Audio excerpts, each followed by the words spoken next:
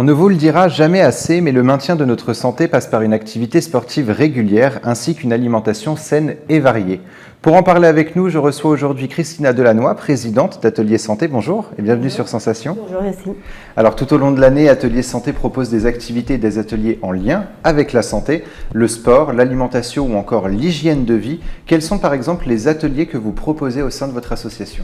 Alors notre objectif, c'est de faire travailler la personne de la tête aux pieds. Donc effectivement, on travaille aussi bien autour de l'activité physique, comme de la gym santé, de la gym ludique, et puis aussi des ateliers qui sont plus dirigés autour des fonctions supérieures, comme EquiMem, équilibre, mémoire. Et il est important au sein de, on va dire, du travail que l'on mène, de travailler aussi bien la tête que les jambes. Alors vous mettez un point d'honneur à la prévention sur le domaine de la santé. Quels sont vos objectifs? Nos objectifs, ils sont, on va dire, de plusieurs ordres. Déjà, d'aider les gens à maintenir leur autonomie. Le risque de chute est de plus en plus important. Donc, il faut absolument que les personnes aient des repères. Donc, on leur fait travailler sous différentes formes ce travail. Et puis, le travail au niveau de la mémorisation, de la concentration. Ça, on va dire que c'est plus pour nos aînés, les personnes au-delà de 60 ans. Et puis, c'est les personnes un peu plus jeunes, les actifs. Eh bien, on met en place des ateliers autour d'aller un petit peu vers l'extérieur, de travailler au niveau musculaire, mais dans des petits groupes, toujours encadrés.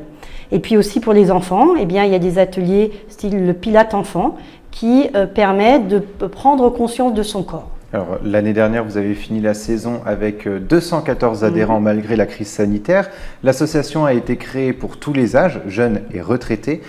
Et pour votre rentrée, vous avez plusieurs nouveautés, notamment la gym ludique. Alors, expliquez-nous ce qu'est la gym ludique. Alors, la gym ludique, en fait, c'est un mélange de mon expérience de 20 ans, de mes différentes formations. Et c'est une gym où on va travailler avec des cerceaux, des ballons, des bâtons, et dans le but de faire du renforcement musculaire, de l'équilibre, un travail au niveau de mémorisation des fonctions supérieures. Donc en fait, c'est pas comme le Pilate où vous faites beaucoup de renforcement musculaire. À chaque cours, eh bien, on va travailler un peu tout, mais d'une façon ludique. Et c'est ça qui est important. On a fait notre premier cours aujourd'hui. Le retour est plutôt positif. Très positif. Vous organisez également des activités balade zen et rythmie bungee. Quels sont les bienfaits de ces deux activités sur notre corps et notre santé? Alors, ce sont deux activités différentes. La balade zen, bien, comme le dit le titre, c'est plutôt pour la détente. Donc, c'est une marche que l'on fait au sein de l'île de loisirs, qui est un de nos partenaires à qui on échange régulièrement. Et au cours de cette marche, eh bien, on va prendre conscience de la respiration, c'est très important, écouter la nature, prendre le temps d'observer, parce que c'est vrai qu'on a tous des rythmes assez vifs, on va dire, et puis aussi de prendre conscience de sa posture. Donc c'est un temps où on va essayer de prendre son temps. Voilà. D'accord. Et puis le rythme bungee, c'est une activité qu'on va proposer chaque mois à nos adhérents, mais pas que. Ça sera ouvert à toute personne étampoise ou autre, du moment qu'ils s'inscrivent à l'adresse as.bungeepump je ne sais plus, Gmail, au niveau orange.fr, pardon. Et donc cette activité, c'est du bungee pump, on en avait parlé la dernière fois, c'est de la marche avec des bâtons dynamiques, mais associée à de la musique. Donc on va faire des petites chorégraphies, mais je dis bien petites. Au niveau. Donc là, c'est un côté ludique, échange, sympa. Alors pour les personnes âgées, vous avez mis en place des activités telles que l'EquiMem, la gym ludique, l'atelier corporel dansé, toujours dans cette optique de lien social. Est-ce que les aînés sont au rendez-vous? Alors ça, là, on reprend nos activités en intérieur, parce que pendant tout l'été, nous avons continué nos activités extérieures, et cette semaine, c'est la reprise en intérieur. Ça commence. Bon, nous, on travaille toujours sur des petits groupes. On est entre 8 sur l'EquiMem, par exemple, 10 sur les cours de gym, 10 à 12. Donc là, on commence à revoir, mais c'est vrai qu'on sent que ça reste encore un petit peu timide. Il y a un partage et un lien qui se crée entre les aînés et la jeune génération? Alors oui, par exemple, pendant l'été, on a fait des soirées de ki nordique, de molki.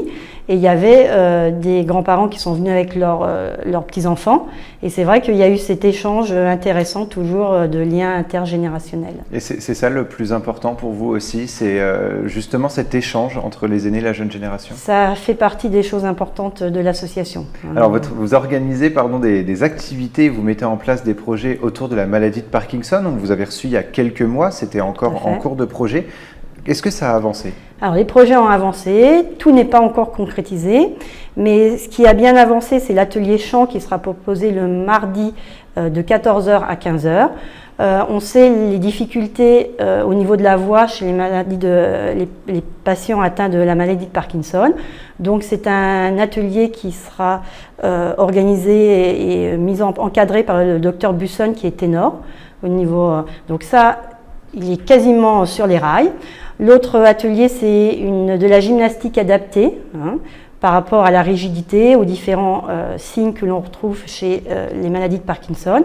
Donc ça aussi, c'est...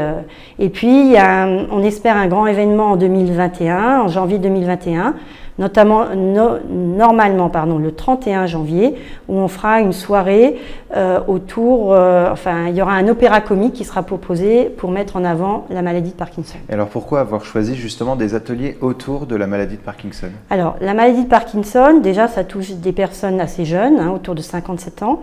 Il n'y a pas de traitement, mais ce qui est mis vraiment en avant, c'est un des médicaments, c'est l'activité physique. Le chant, la danse, tout ce côté qui va faire bouger les personnes. Et plus ils bougent tôt, mieux c'est. Donc notre objectif, c'est de les faire bouger, mais aussi d'avoir cette notion de prévention primaire pour informer et peut-être faire des bilans plus précoces, donner un nom, parce que c'est vrai que c'est plus de 200 000 personnes qui sont atteintes de la maladie de Parkinson, et je crois que l'activité physique est vraiment, vraiment considérée comme un médicament pour cette maladie. Alors il y a également un projet qui vous tient à cœur, celui de la prévention à l'école. Quelles sont vos ambitions? Alors, l'objectif, c'est, parce que souvent prévention, on pense que c'est pour les vieux, désolé, mais c'est souvent comme ça que dans l'entourage. Donc là, plus on va faire de la prévention tôt, et surtout de la prévention primaire, plus ce sera intéressant. Donc là, notre objectif, d'ailleurs j'ai rendez-vous jeudi avec la responsable d'Étampes, pour essayer d'amener progressivement la prévention à l'école sous forme d'animation, en partenariat avec la Fédération française de cardiologie. Il y a ce qu'on appelle le parcours du cœur. En fait, c'est pour mettre en avant l'activité physique, parce qu'on voit bien que nos enfants ont tendance à être de plus en plus sédentaires. Et puis l'autre atelier, c'est un atelier que j'ai construit qui s'appelle « J'aime mon dos », où on va faire prendre conscience aux enfants de leur dos et surtout essayer d'éviter de leur apprendre à se relever correctement, les gestes de base.